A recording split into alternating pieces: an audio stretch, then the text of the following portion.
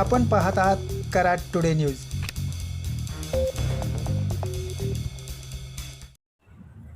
पुणे बेंगलोर महामार्गावर कराडजवळ 6 पदरीकरणाअंतर्गत कराड ते नांदलापूर दरम्यान सुरू असलेल्या उड्डाणपुलाच्या एकूण 92 पिलरपैकी 68 पिलरवर सेगमेंट बसवल्याने 66 गाळे पूर्ण होऊन 2585 मीटरचा उड्डाणपूल तयार झाला आहे।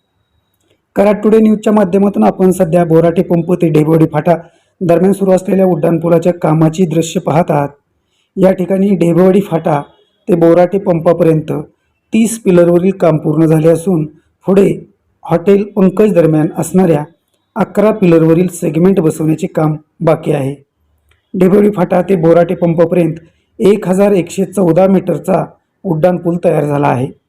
मात्र या ठिकाणी उड्डाणपुलास वळण असल्याने पुलाचे काम अत्यंत सूक्ष्म नियोजनाने संत गतीने सुरू आहे।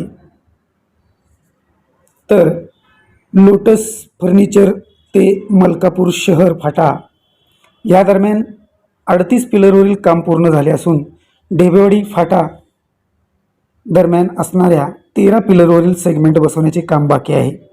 लोटस फर्निचर ते मलकापूर शहर कोयना वसाहत फाटापर्यंत 1471 मीटरचा उड्डाणपूल तयार झाला आहे।